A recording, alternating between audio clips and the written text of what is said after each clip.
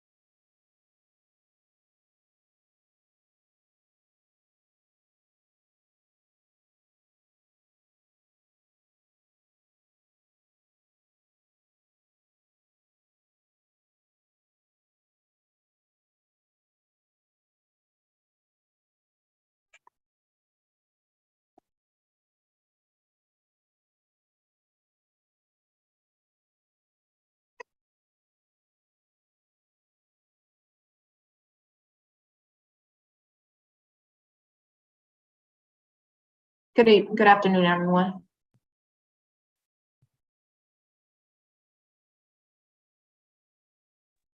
Good afternoon. Good afternoon. How's everyone doing?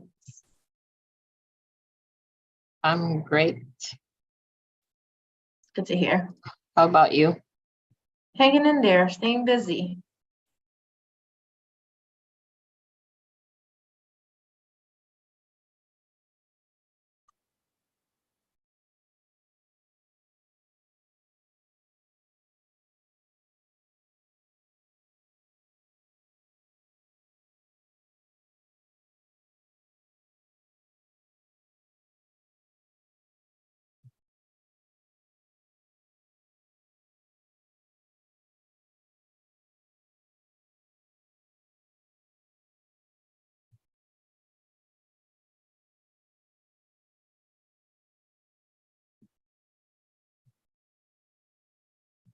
Waiting on a couple more people so we can get started since we're on a time crunch today, unfortunately. Okay.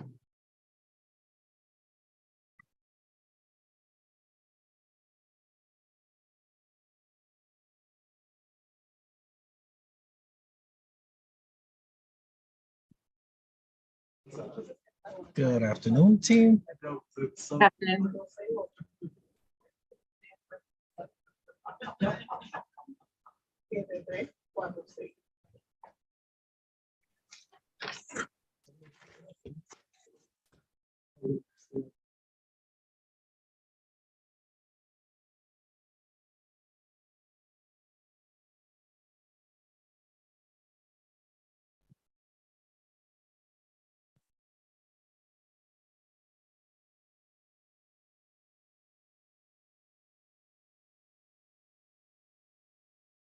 Happy Thursday, everyone. Hello. Good afternoon. Happy Thursday to you.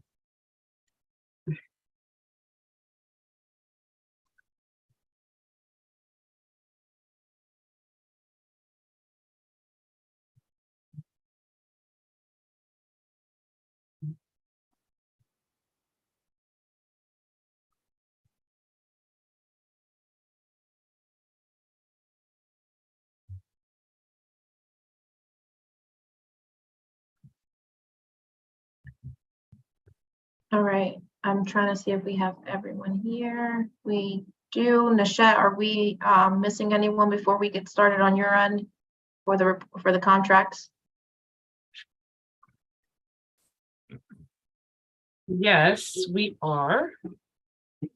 Um, But that's all right. We're gonna go ahead and get started. Great, awesome. So good afternoon, everyone. Thank you for accommodating the change of schedules. Typically, we meet at 4:30. Unfortunately, today, several of us, including myself, have some prior obligations, which is why we switched it over to 2 p.m. Starting next month and going forward, we'll be back to our regular hours. So I appreciate everyone accommodating for that.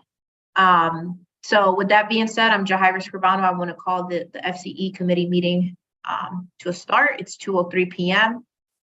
For the time's sake, because we're all in a time crunch, I'm gonna skip our traditional check-in. We will be skipping that and our reports at the end. Title IX, the Welcome Center, all of that good stuff. And hopefully my other board members will be here. Let's actually, I just realized I'm looking at the screen. I'm the only board member here. So give me 1 second. I am going to text my fellow colleagues to see where they are. If not, we will get started in 2 minutes out of respect for everyone's time. So give me 1 second, everyone.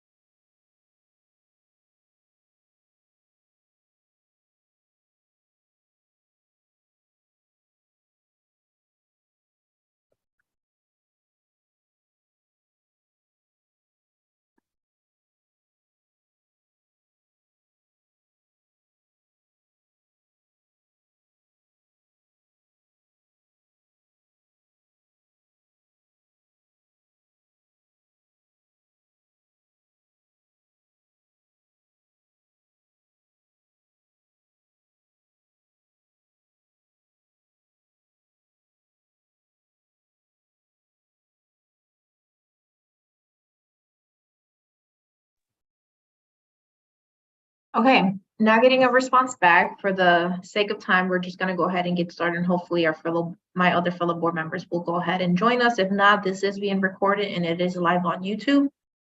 If there are any follow-up questions on their end, I will remind them to send questions over to Christina or myself, and we'll go ahead and give those questions to either Chief Davis Gooch or to Chief Blackburn. With that being said, let's go ahead and get started. I believe there was a slight change in the agenda. Chief Davis Gooch, I know you also have a meeting, so I'll go ahead and start with you for your quick reports, and then we'll go ahead and we'll give the floor to Chief Blackburn. Sounds good? Perfect. Thank you so much. Good afternoon, everyone. Just going to have 2 touch points. One is just a quick update on our Hartford Public Schools Expo, and then just a quick update on our newest school renovation projects. So I'm going to turn over the first item to Assistant Director Kayla Pallas, who's in the Office of Enrollment and School Choice. Thanks, Chief Davis Gooch. Good afternoon, everyone. Great to be with you. I'm going to share my screen if that's okay. Just wanted to share a couple highlights from our Education Expo. So hopefully you all can see this. We hosted our Education Expo on Saturday, January 28th at Sport and Medical Sciences Academy. It was a really great event. This was the first time that we were able to do so in person since 2019. So we were really happy to be back in person and engaging with colleagues, with families, prospective families, and current parents. We had every single school represented along with several departments. The Office of Talent Management actually had their own engagement in terms of reviewing applications and letting potential prospective candidates submit an application. I know that there were 3 teachers that they hired from that event, which is really exciting. We had a whole host and series of student performances along with mascots. It really was a collaborative effort and an opportunity to showcase the district. And it was really well attended and, something that we look forward to continuing to present as an annual event. And we've leveraged some feedback from schools and from other departments and colleagues to just continue to engage and look as we look toward this for next year and kind of build it out even further. So any questions about the event? And Okay. again, thank you, Kayla. And I would just highlight that it was the first time that was kind of like a Hartford Public Schools showcase versus a school choice showcase, Right. which we just thought was important, and just got great feedback from the school community and our leaders. That's great. And let's hold off for questions for the end. Just, you can keep going and then I'll open up questions. Okay.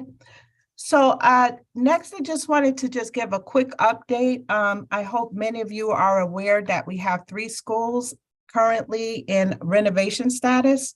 That is Buckley, Wish, and newest school is Betances, Wish, and Kennelly. So just a quick update through the Hartford School Building Committee, and Chair Escribano, you're well aware that we named a program manager, was named is Collier's Project Leaders. Through an RFP process, Collier's awarded 3 architects. So the 3 schools have 3 architects. Betances has TSKP, Kennelly has Tecton, and Wish is JCJ. So all 3 projects are currently in the design phase. The school and operations team have had multiple meetings with each program manager as well as the architects to discuss our programmatic and facility needs. Those conversations have been great. I mean, what a great opportunity it is for schools to say, this is what's currently working in their building. These are the things that can improve, and just the opportunity for bringing that building to 21st century teaching and learning is just a great opportunity for the district and the school community.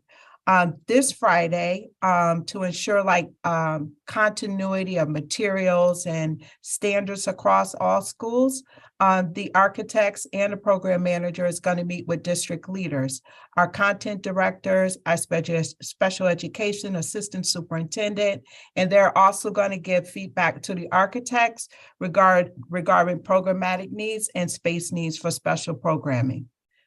The next steps from there would be for the design team to come back with preliminary design for each school that will be reviewed by the school team, the district team. Any adjustments they would go back and make based on our feedback, and then we turn it over. Then that's when we begin to include the advisory committee, which includes school leaders, district leaders, and community. So just wanted to share that update. Just wanted everyone to know that that our projects are in the works and going well as we move into design and construction.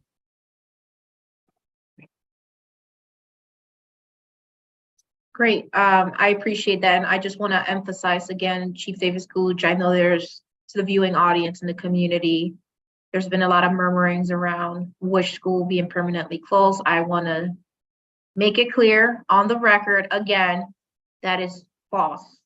As chair of the finance, and I'll transfer it over to you right now, Chief Davis-Gooch. I just cannot stress it enough. Those are false narrative. Please, if there are any questions about any of the schools, either reach out to Christina or to Chief Davis-Gooch. Again, Wish School is under renovation. That school will not be closed.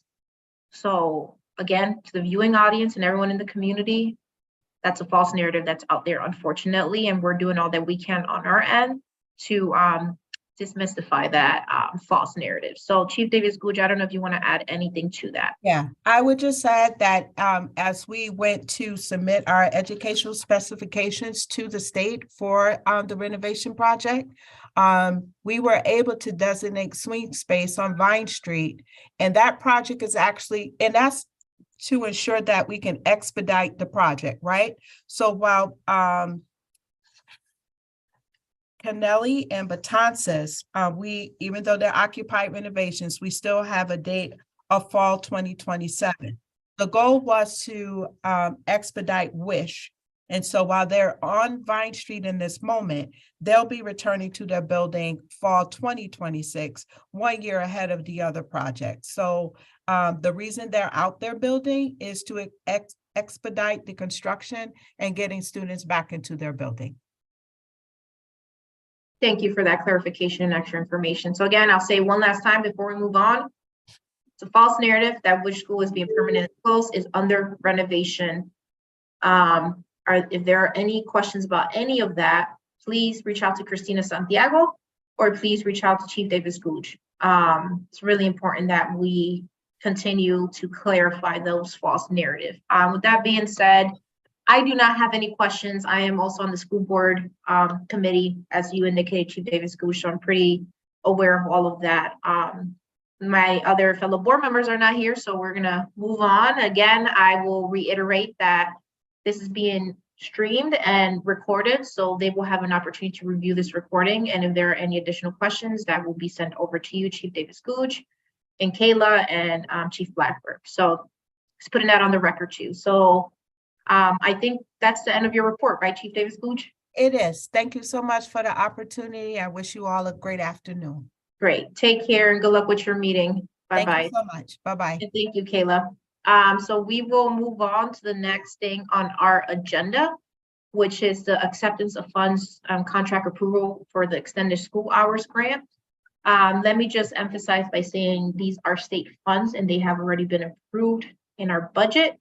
Again, state funds, they have already been approved in our budget. I'm going to pass it over to Chief Blackburn, who will give us a presentation, give us a quick rundown of these contracts, and then we'll be good to go. Chief Blackburn, the floor is all yours.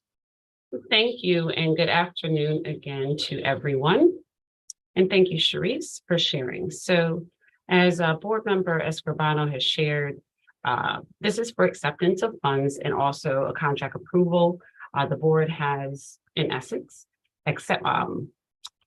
the board in essence has the funds in our budget.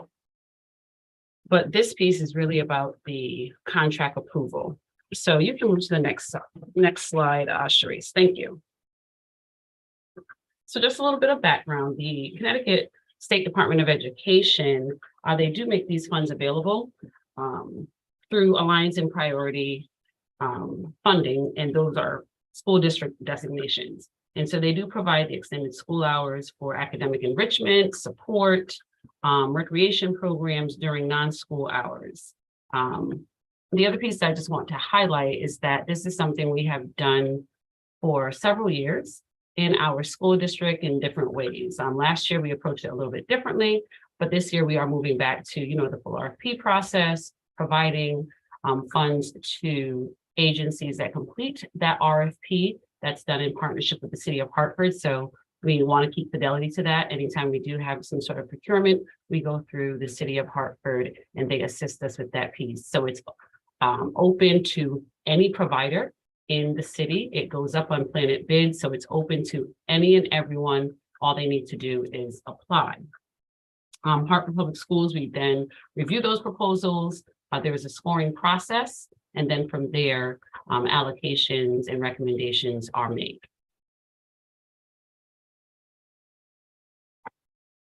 You can move to the next slide, Sharice.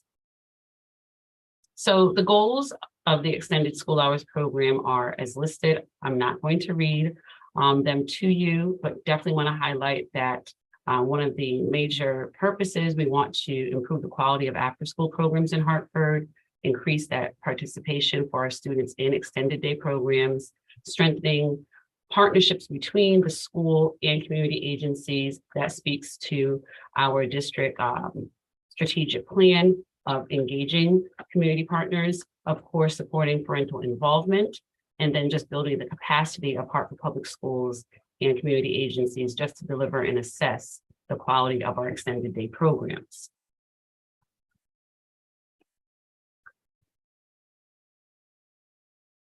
So this slide just really captures it all. The objective, the deliverable is to provide those extended day programs in Hartford's priority schools. The contracted amounts are listed here. So it's $129,000 total. That's the contracted amount that's before the board for approval. But in total, what we received from the State Department of Education was $315,000, and that has been split up across several agencies. The $129.90 that's here, the dollar amounts, once we break it out by sites, does bring the contracted amounts over the $50,000 threshold. So we needed to bring this before the board. The term is February 23 through the end of the school year. And again, this aligns very nicely to our strategy, engaging family and community partnerships.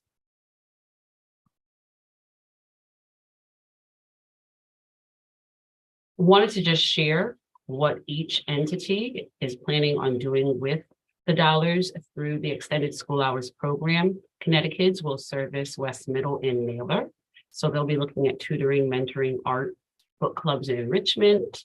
And in the 21-22 school year, they were able to serve 277 students, grades K through 8. And as you can see here, they were definitely successful in their program. 88% of students who began the program completed it. 55% of the students performed at grade level in math, and 72% of students in reading. So that's a win, and thank you, Connecticut's, for just compiling and collecting that data. The tutoring and mentoring program offers each child 90 minutes of one-to-one or small group academic time. And then the book club is also referenced and is integrated into the program year.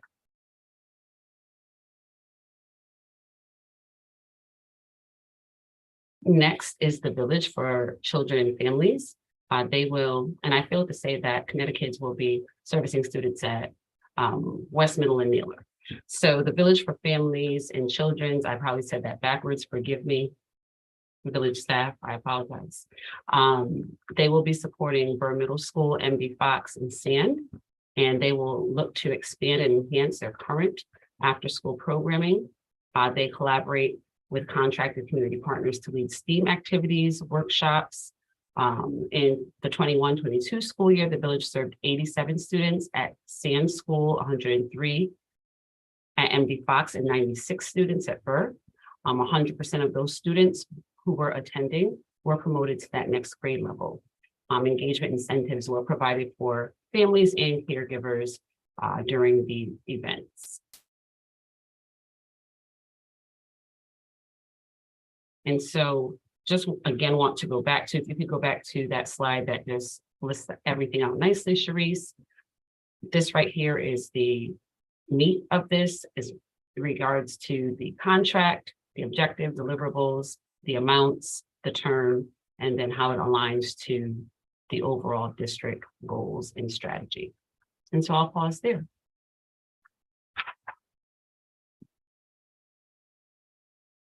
I was on mute. Apologies. Thank you, Chief Blackburn. I am just going through the screen to see if any of my board members are here. There is not. I do not have any questions. This is a straightforward contract.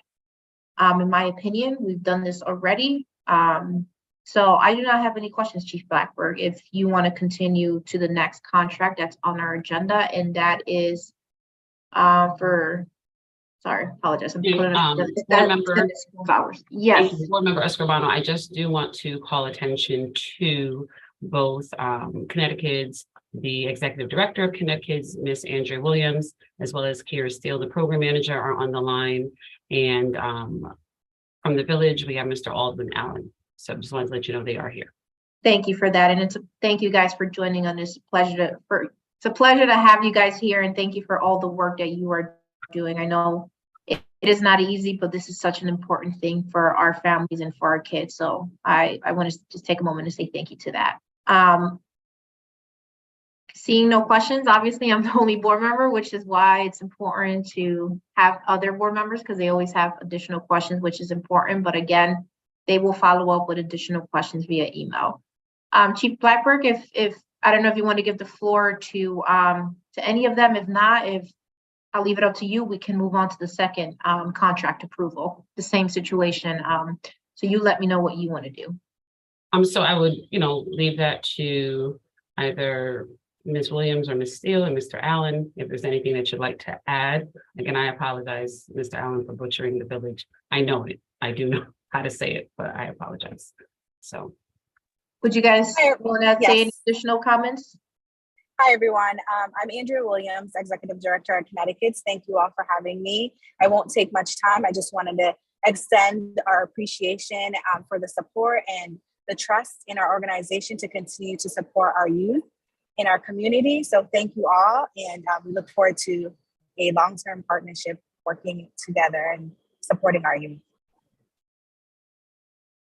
Thank you for that. Yes, I also echo those sentiments, Alden Allen from the Village. Any opportunity to enhance program and do creative things to really get the children involved and the parents, it's something that we look forward to.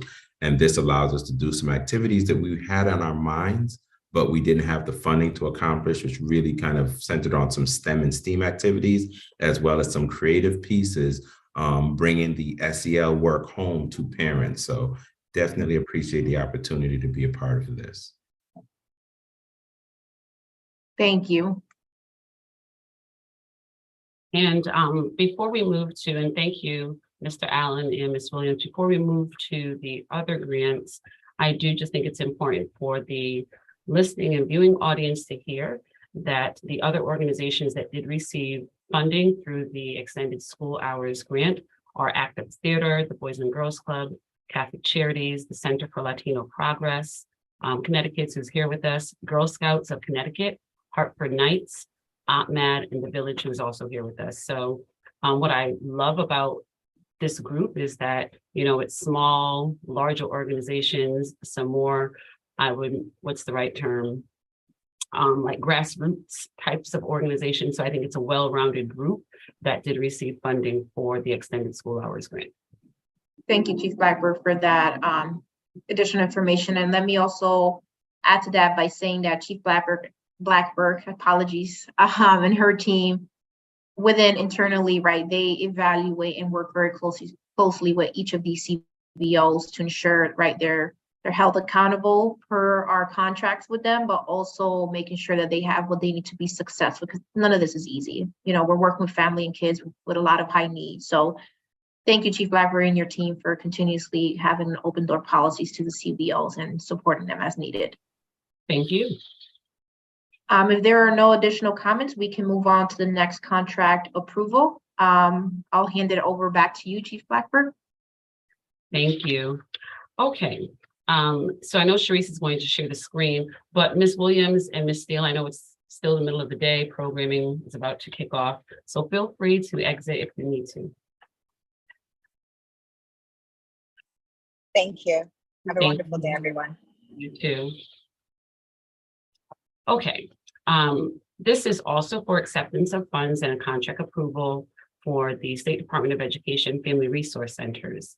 Again, these dollars are a part of the board budget that has been approved, but right now we are looking just to accept the funds and approve the contracts for the 22-23 year. Sharice, you can move forward. And so I'm going to share some background as well as same thing, a service overview. These are our major goals and how it all ties together. So just background for the FRCs, the Family Resource Centers, yes, this is funded by the State Department of Education, and the dollars come to the district, and then we in turn work with community-based organizations to run the FRCs in our schools. The amount is $508,625, and that's going to be spread out across the 5 family resource centers that are led by the Hispanic Health Council, who is here today, Ms. Yesenia Khan, and then also the Village for Families and Children, and Mr. Allen is here. That's the contract term, and again, this aligns very nicely to engaging family and our community partnership strategy.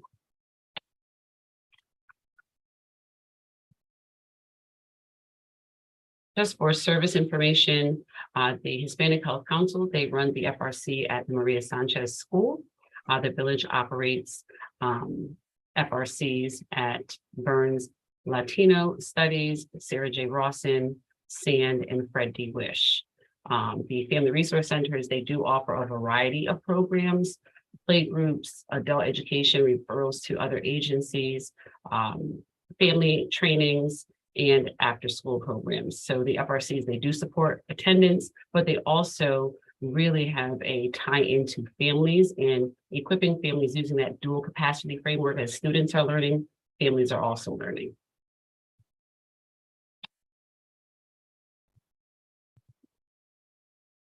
So for the Hispanic Health Council, and I'm not going to read all of this to you, but I do know last year, just trying to respond to some of the questions that came from the board, like what exactly is happening in an FRC? How many families are served in an FRC? And do want to make note that every month, the FRCs are sharing information directly back to our office in a monthly report. So we are seeing what is happening in real time in the FRCs. So for the school year 21-22, Hispanic Health Council was able to assist 641 families. And they have listed here, and this was pulled from reports that they've shared with us, what is taking place. Do want to highlight the 10 workshops for families in training that happened over the course of the year. Again, the academic enrichment and positive youth development, and then providing home visits virtually until it was deemed safe. And of course, moving back to that in-person component of meeting at the home with the family, and then also the play groups. We want to really emphasize, that's another pillar here in the district, the play groups, getting families ready and prepared and talking to them about the importance of school and attendance. And again, using the ages and stages assessment tool to monitor that child developmental progress.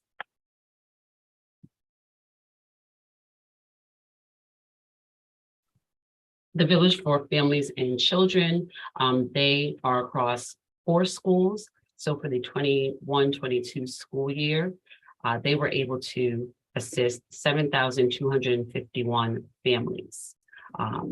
And those are the 4 schools that they were working with. They're sharing examples of the 7 components of the programming that happens in each of their FRCs, and they're listed here. But again, just lifting up that families in training, support and training for family daycare providers, facilitating workshops, and then the adult education and family literacy piece. Again, we're trying to create a through line for our families and students. So as adults are learning, they're able to support their children differently. In doing so, then children are more prepared and more inclined to attend school and be successful in their academic pursuits. Thank you, Sharice.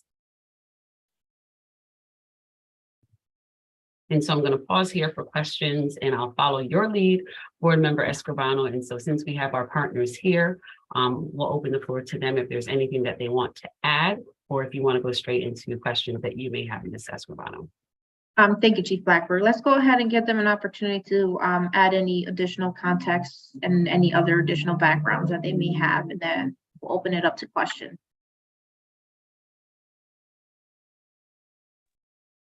I can go first. Yesenia Conde from the Hispanic Health Council. So I just want to say I started an agency as a parent educator in the Family Resource Center.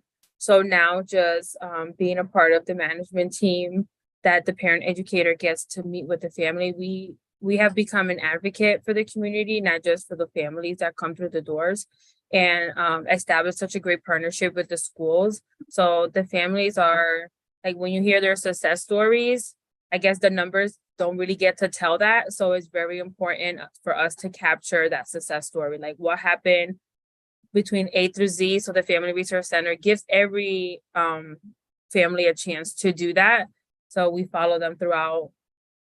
They start in the FRC and then they go into our after school program. So they could stay with us for years on years. So thank you so much for supporting the efforts that you guys all do. So I'm very honored to be a part of the Family Resource Center, one of the 5 that is here in Hartford.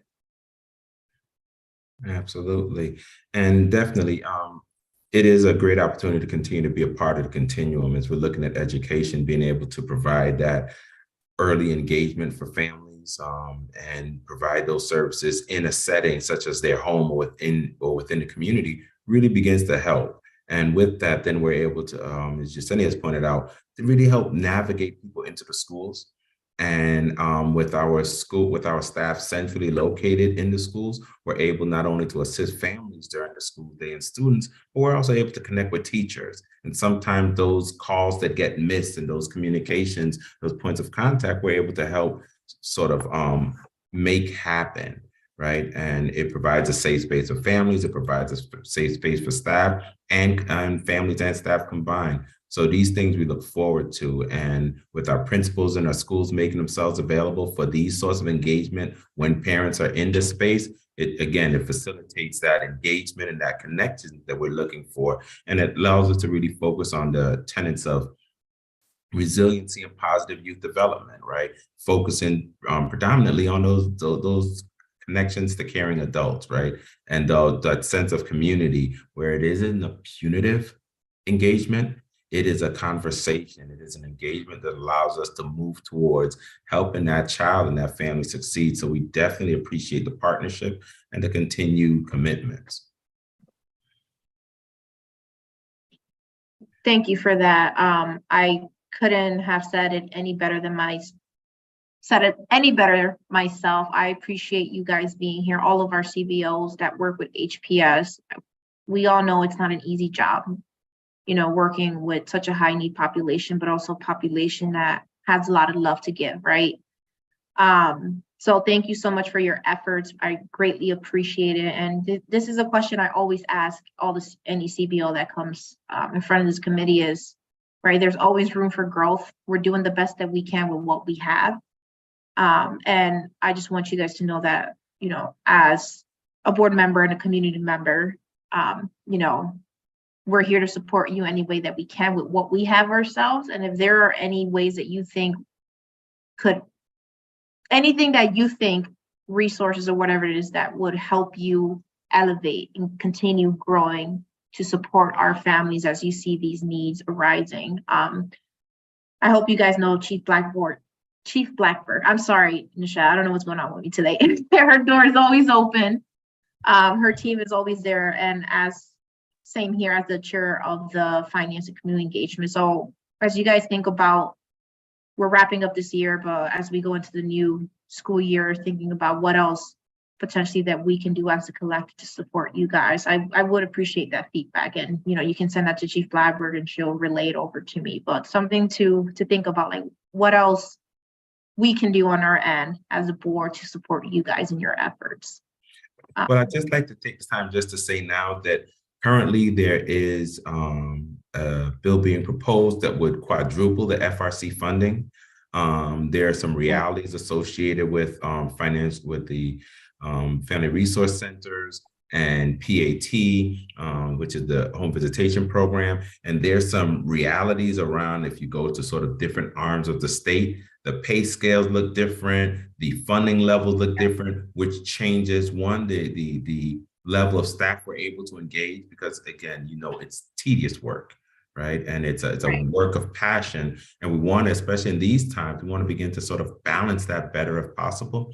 So there is a form letter that was being circulated that we're able to engage our state legislators on and really say that, yes, we are for it. Please continue, because this piece has been probably discussed for the last 2 or 3 years. But this year, apparently, we're closer than we've ever been. So if any opportunity you all have to speak out and give voice to the need and the experience that you all have, because unfortunately, as nonprofits, we are viewed as, in a particular lens. Having an educational entity such as yourself say that this is something you believe in, this is something you're passionate about, this is something that you want to see expand, I think the powers that be, the state reps, what have you, would give a greater ear to that. So that would be greatly appreciated.